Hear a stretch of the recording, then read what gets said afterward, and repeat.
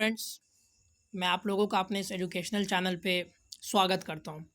Friends, आप में से जितने भी अभ्यर्थी मेरे इस चैनल से जुड़े हुए हैं वो निश्चित रूप से किसी न किसी गवर्नमेंट एग्ज़ाम का प्रिपरेशन कर रहे हैं।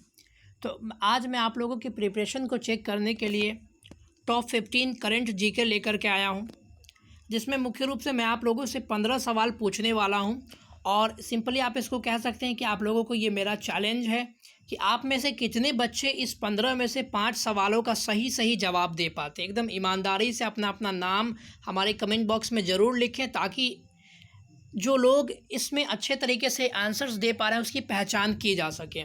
तो फ्रेंड्स, इसमें मुख्य रूप से मैंने क्वेश्चंस जो शामिल किया है वो हर एक क्षेत्र से क्वेश्चन शामिल किया। उसमें आप लोगों के इतिहास का क्वेश्चन है, भूगोल का क्वेश्चन है, यानी सिंपल आप कह सकते हैं कि आपका जितना जो जीएस सेक्शन जो होता है उसमें से हर विषय से मैंने कुछ क्वेश्चंस लेने की कोशिश की है।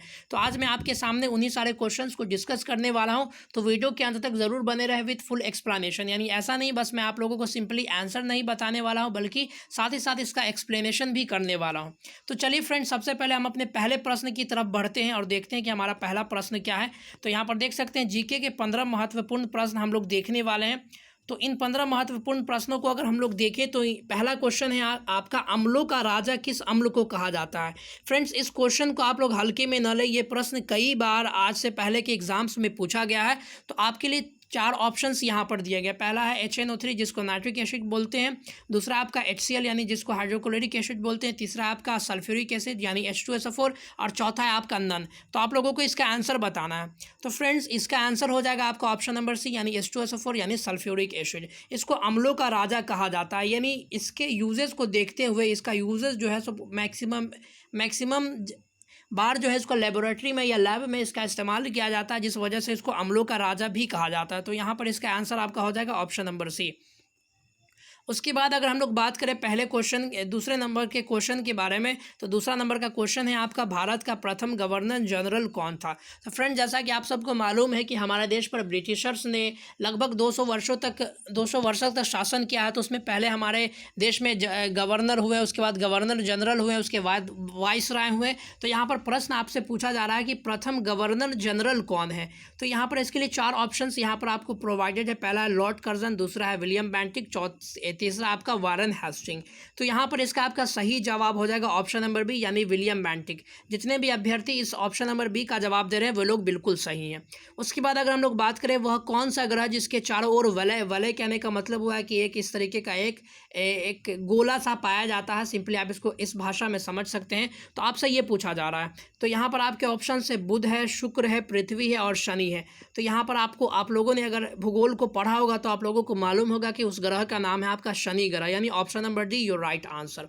उसके बाद अगर हम लोग बात करें सितार में कौन सी ऊर्जा रहती है, सिंपली आपसे पूछा ये जा रहा है कि सितार में कौन सी ऊर्जा रहती है और उसमें कौन सी, या ये तो सवाल पूछने का पहला तरीका। दूसरा आपसे पूछा जा सकता है कि सितार में कौन सी ऊर्जा को ध्वनि ऊर्जा में परिवर्तित किया जा सकता है, परिवर्तित किया जाता है। तो यहाँ पर इसका आपका सही आंसर हो जाएगा ऑप्शन नंबर है यानी यांत्रिक ऊर्जा, यानी सितार में यांत्रिक ऊर्जा रहता है और इसको बजाने के बाद हम लोगों को ध्वनि ऊर्जा प्राप्त होती है। तो यहाँ से आपको सवाल इस प्रकार से भी पूछ सकता है कि सितार में यांत्रिक ऊर्जा को किस ऊर्जा में बदला जाता है। तो इसका आपका सही जवाब हो जाता है ऑप्शन नंबर बी, लेकिन इस केस में यहाँ पर आपका option number A your right answer. उसके बाद अगर हम लोग बात करें न्यूटन के प्रथम गति नियम को क्या कहा जाता है, यानी न्यूटन के प्रथम गति नियम से हम लोग ये जानते हैं कि दुनिया में कोई भी वस्तु रखी हुई अगर उस पर कोई बाह्य बल नहीं लगाया जाए तो अगर वह गति की अवस्था में है तो गति की अवस्था में बना रहेगा, और अगर वह विराम की अवस्था में है तो विराम की अवस्था में बना रहेगा। तो इस नियम का दूसरा नाम और क्या हो सकता है। तो यहाँ पहला ऑप्शन है जड़त्व का नियम, दूसरा आपका गैलीलियो का नियम, तीसरा आपका ऑप्शन है ए तथा बी दोनों, और चौथा है आपका सभी।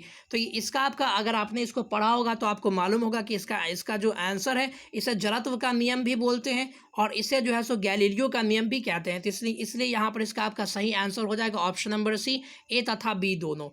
आप में से जितने भी अभ्यर्थी ने सी ऑप्शन को टिक किया है वो लोग बिल्कुल सही हैं। उसके बाद अगर हम लोग बात करें अगले प्रश्न के बारे में, तो अगले प्रश्नों की तरफ हम लोग बढ़ते हैं। फ्रेंड्स, इस तरह के प्रश्नों को जानने देखने के लिए आप हमारे चैनल से जुड़ जाएं। इस तरह के डेली जीके के प्रश्न मैं आप लोगों के सामने लेकर के आऊँगा जो आपके एग्जाम के पॉइंट ऑफ व्यू से बहुत ही ज़्यादा महत्वपूर्ण होने वाली है। यहाँ देखिए फ्रेंड्स, अगला प्रश्न है आपके सामने कि हमारे देश के अगले प्रश्न की अगर बात करें, भारत में शक्तियों के वितरण की कितनी सूचियाँ, यानी आपसे पूछा जा रहा है कि यहाँ पावर के डिस्ट्रीब्यूशन के लिए कुल कितनी प्रकार की सूचियाँ हैं। तो आपको मालूम है कि हमारे देश में कुल 3 प्रकार की सूचियाँ हैं। तो यहाँ पर आपका सही आंसर हो जाएगा ऑप्शन नंबर डी, यानी हमारे देश में एक है आपका संघीय सूची, जिसमें आपके केंद्र सरकार के अधिकारों को या पावर्स को बताया गया है। दूसरा है आपका राज्य सूची और तीसरा है आपका समवर्ती सूची। तो संघीय सूची में सिर्फ जो है सो सेंट्रल स्टेट, यानी जो सेंट्रल केंद्र सरकार जो है वही कानून बना सकती है। राज्य सूची में जो सूचियाँ शामिल की गई हैं उसमें जो है सो आपका राज्य सरकार कानून बनाती है, और समवर्ती सूची में जो जिन विषयों को शामिल किया गया उस पर राज्य और केंद्र दोनों सरकार कानून बना सकती है। लेकिन ध्यान ये रखिए कि अगर राज्य और केंद्र दोनों के कानून आपस में टकराते हैं किसी एक मुद्दे पर, तो उस समय जो है सो आपका क्या होगा, केंद्र सरकार के कानून को ज़्यादा वैल्यू दिया जाएगा। इस बात को हमेशा ध्यान रखें। उसके बाद है आपका अगला सवाल, हमारे देश के संविधान के निर्माण में कुल कितना खर्च हुआ। फ्रेंड्स, ये क्वेश्चन भी आपके एग्जाम में, बहुत सारे कम्पिटेटिव एग्जाम में कई बार पूछा गया है। तो यहाँ पर इसका आपका सही जवाब हो जाएगा ऑप्शन नंबर बी, यानी 64 लाख रुपए उस समय हमारे देश के संविधान के निर्माण में जो है खर्च हुआ था। और एक बात और इस संविधान से रिलेटेड याद रख ले कि हमारे देश के संविधान के निर्माण करने के लिए या संविधान लिखने के लिए 60 से अधिक देशों के संविधान को पढ़ा गया था। तो ये सवाल भी आपके एग्जाम के पॉइंट ऑफ व्यू से बहुत ज़्यादा महत्वपूर्ण हो जाता है। उसके बाद अगला सवाल आपका, धातुओं का राजा किस धातु को कहा जाता है। जिस प्रकार से अम्लों का राजा सल्फ्यूरिक एसिड या H2SO4 को कहा जाता है, ठीक उसी प्रकार से धातुओं का राजा आपका होता है सोना। यहाँ पर हीरा तो कोई धातु है नहीं। उसके बाद चांदी आपका धातु है, एल्यूमिनियम आपका धातु है। तो यहाँ पर आपका सही जवाब हो जाएगा ऑप्शन नंबर बी, यानी सोना। उसके बाद अगर हम लोग बात करें कि गैल्वेनीकरण प्रक्रिया में लोहे के ऊपर किस धातु की परत चढ़ाई जाती है। फ्रेंड्स, इसको अंग्रेजी में गैल्वेनाइजेशन भी बोलते हैं, और ये प्रोसेस करने की प्रक्रिया को हम लोग डिपिंग के नाम से भी जानते हैं। यानी फेरस पर जो है सो जिंक की जो परत चढ़ाई जाती है उसी को हम लोग गैल्वेनाइजेशन बोलते हैं। ये पूरा प्रोसेस जो किया जाता है उसको हम लोग डिपिंग भी बोलते हैं। तो यहाँ पर इसका आपका सही आंसर हो जाएगा ऑप्शन नंबर डी, यानी जिंक। उसके बाद अगर हम लोग बात करें अजनबी गैस किस गैस को कहा जाता है, तो फ्रेंड्स यहाँ पर आपके ऑप्शन है रेडन, उसके बाद हीलियम, उसके बाद जेनन और रेडन। मैंने 2 बार ऑप्शन दे दिया, चलिए कोई बात नहीं है। तो इसका आपका सही आंसर हो जाएगा आपका ऑप्शन नंबर सी, यानी जेनन। फ्रेंड्स, ध्यान रखें कि ये यहाँ पर आपका रेडन है, हीलियम है और जेनन है, ये सब क्या है आपका नोबल गैसेज है, यानी अक्रिय गैसेज है। लेकिन आपका जेनन यानी XE क्या है, ये एकमात्र एक ऐसा नोबल गैस है जो कि मॉलिक्यूल्स बनाने में सक्षम होता है, यानी दूसरों के साथ ही अभिक्रिया कर सकने में ये सक्षम होता है। तो इस बात को ध्यान रखें।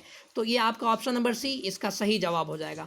उसके बाद अगले सवाल की तरफ अगर बढ़े तो यहाँ पर है आपका, मेंडल ने अपने प्रयोग के लिए किस पौधे का चुनाव किया था। तो पहला आपका पपीता, दूसरा पुदीना, तीसरा मटर और चौथा है इनमें से कोई नहीं। तो इसका आपका सही जवाब हो जाएगा ऑप्शन नंबर सी, यानी मटर।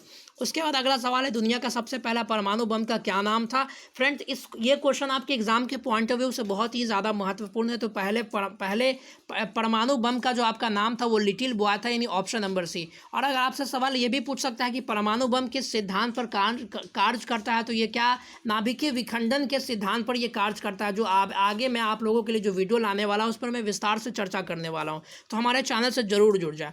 उसके बाद आपका ओजोन परत की क्षय के लिए मुख्य रूप से उत्तरदायी होता है। फ्रेंड्स, गैसेस तो बहुत सारे जो हैं जो ओजोन परत के क्षय के लिए उत्तरदायी है, लेकिन क्लोरोफ्लोरोकार्बन या CFC गैस जो है आपके ओजोन परत के क्षय के लिए काफ़ी ज़्यादा उत्तरदायी है, जिसके कारण से इसको अब बैन भी किया जा चुका है। यानी CFC गैस अभी बैन है, आप इसका इस्तेमाल अब रेफ्रिजरेटर वगैरह में नहीं होता है। उसके बाद अगर हम लोग बात करें, अगला है धातुओं पर जंग लगने से उसका भार क्या होता है। सवाल है आपका, धातु पर अगर जंग लग रहा है तो उसके भार में क्या परिवर्तन होता है। क्या उसका भार घटता है, बढ़ता है या अपरिवर्तित रहता है, या इनमें से कोई नहीं। तो फ्रेंड, ध्यान रखें कि धातुओं पर जो जंग लगता है, तो जंग लगने से आप लोगों ने महसूस किया होगा कि उस पर एक भूरे रंग की एक परत चढ़ जाती है, और ये परत क्या होता है कि उसको लोहे को भारी कर देता है। तो यहाँ पर देख सकते हैं जंग लगने से उसका भार क्या होता है, बढ़ता है, यानी option number be your right answer. उसके बाद आपका क्या है आंसर। उसके बाद अगला क्वेश्चन है, वह कौन सा धातु है जो कि अपने संसारण से ही प्रोटेक्टेड हो जाता है। नहीं, आपको जान करके आश्चर्य होगा कि हमारे दुनिया में एक ऐसा भी धातु है जो जैसे लोहा है, तो लोहा पे अगर जंग लगता है तो ये लोहा को धीरे धीरे गलाते गलाते ख़त्म कर देता है। उसके बाद क्या होता है, लेकिन एक ऐसा धातु है जिस पर अगर संक्षारण एक बार लग जाए तो फिर दोबारा वो संक्षारित नहीं होगा, तो वो उस धातु का नाम है आपका एल्यूमिनियम। ये अपने एल्यूमिनियम ऑक्साइड के लेयर से ही प्रोटेक्टेड हो जाता है। तो फ्रेंड्स, ये थे कुछ 15 क्वेश्चन जो मैंने आप लोगों के सामने रखने की कोशिश की। उम्मीद करते हैं कि आप लोगों ने इसमें से 5 से ज़्यादा प्रश्नों का जवाब दिया होगा, और अपने अपने आंसर्स को कमेंट बॉक्स में ज़रूर लिखें। तो फ्रेंड्स, इस तरह के और भी इंफॉर्मेटिव वीडियोज़ व इंटरेस्टिंग वीडियोज़ देखने के लिए आप हमारे चैनल से जुड़ जाएँ। Thank you very much. मिलते हैं अगले वीडियो में, तब तक के लिए धन्यवाद। God bless you all.